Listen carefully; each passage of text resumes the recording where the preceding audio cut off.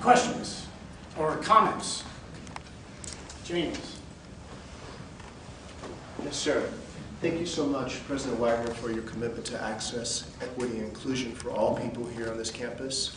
And I want to publicly thank you, Gary Hawk, and the Board of Trustees for the expression of regret for Emory's role in slavery. But I also want to commend you, President Wagner, for your tolerance of the silent protests. But I am somewhat disturbed and concerned when individuals confuse the right to protest and our right to free speech with rudeness and inappropriate behavior and infringing upon the rights of others. But thank you so much for your patience.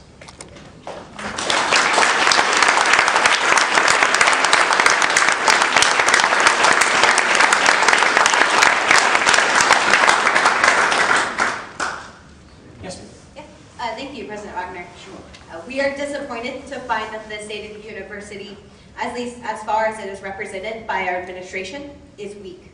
At the beginning of this year, you, President Wagner, published a letter on the idea of Emory's ethical engagement.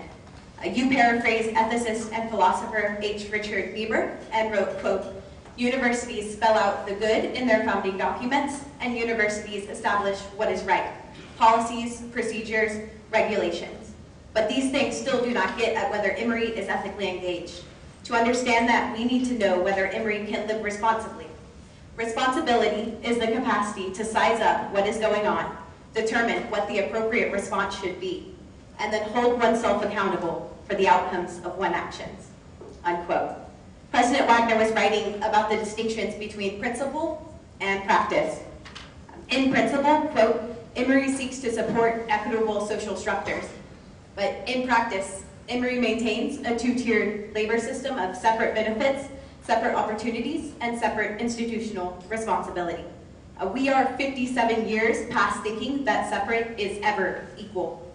So, President Wagner, my question is, by November 11th, the day after the annual meeting of the Board of Trustees, will you commit in good faith to implementing the proposed Labor Code of Conduct, which will remedy the two-tiered system of labor? Let me address, well, actually, I can address the last part first. No is the answer to a deadline date for November 11 to adopt the draft statement of Labor Code of Conduct. As you know, the appropriateness of Labor Code of Conduct is part of what we have a process on right now. It's part of what is being considered by the Committee on Class and Labor. You heard me say that we expect the report in June.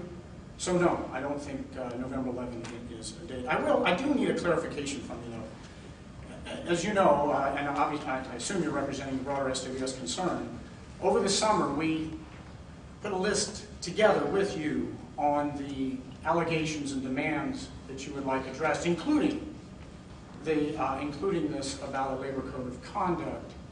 But I must say, it's only very recently, as a matter of fact, about 7 days ago, that I recall, or I've heard this two-tiered language. Could you tell me your understanding of two-tiered structure is? Sure. This is a question you want me to answer, correct? Yeah. Okay, great. So SWS students here, as well as contracted workers, view the two-tiered system of labor. Oh no, what is a two-tiered system of labor? Yes, as we view it here, is we have some employees that are afforded benefits, which is all direct Emory employees, such as certain transportation benefits, like MARTA passes provided free of cost. However, our contracted workers on campus do not receive those same benefits. They do not have also a system of accountability to which they can go to and express their concerns when they are being mistreated, manipulated, and embarrassed at work. We feel that this is the two-tier system of labor that exists at Emory, and we are asking President Wagner to directly address that as soon as possible. Sure. Thank you. Actually, I think we've covered answers to those over the summer, but let me repeat just very, very briefly.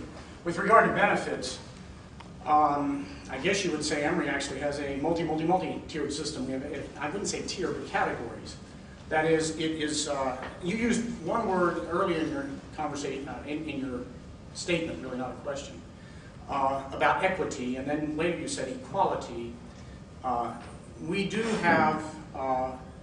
believe that people need to be treated equitably, but that doesn't mean necessarily that everyone should or that the market demands similar benefits. So we know that people in healthcare have different benefits than people outside of healthcare. And even within healthcare, there are different groups. So there are many, many, many tiers benefits-wise. And I must say that particularly based on the work that we did this summer, and I thought to answer very thoroughly your concern about employee redress, that it was demonstrated pretty clearly that there are channels.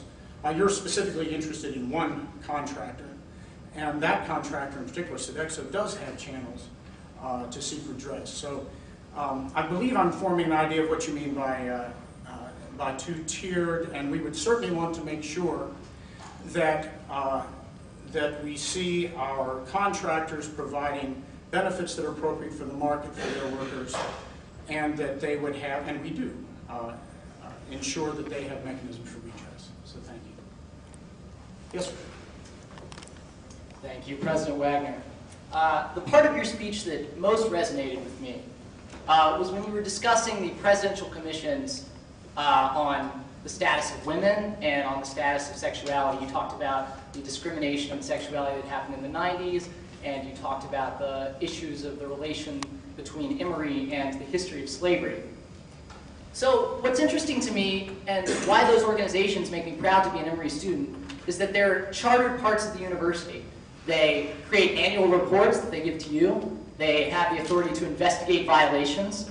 And my question to you is that, why do you think that discrimination along class lines, which is what we argue to be a large part of how Sodexo does business in food service, why doesn't that deserve an equivalent, analogous commission that has those same powers, those same responsibilities? The committee that you have been discussing does not have those powers. And while we applaud the existence of the committee and its investigative role, it doesn't have the teeth that the other organizations do. And I want to ask you why you think that's the case. Why is that good? Yeah, it certainly would be an interesting concept.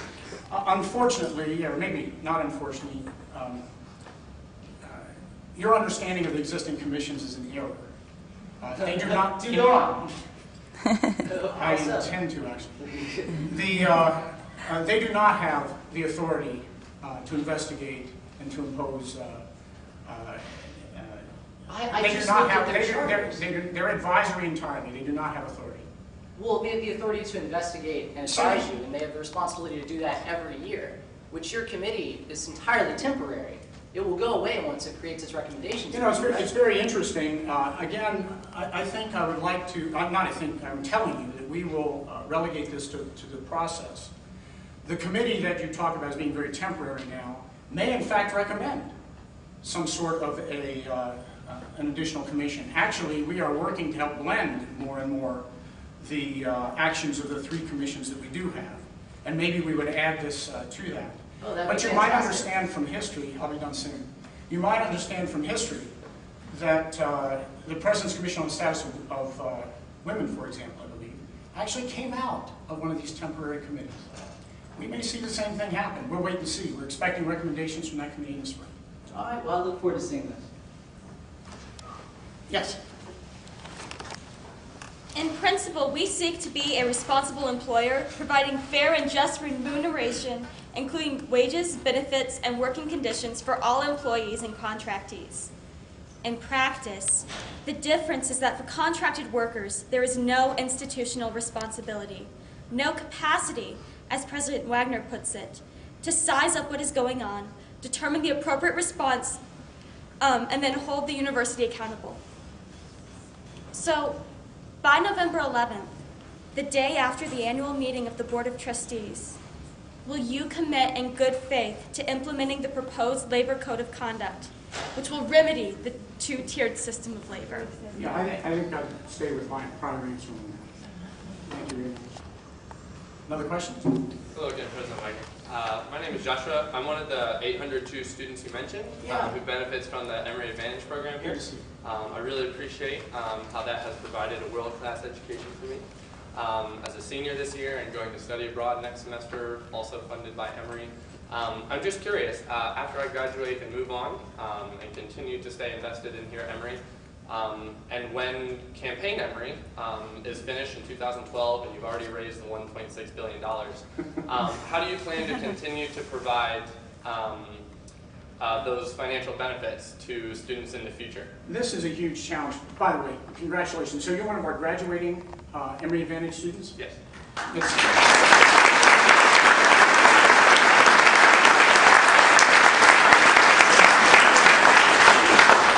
Your question actually may be the hardest question I've been asked so far. In part because we have committed, ladies and gentlemen, we are committed to need-blind admissions on this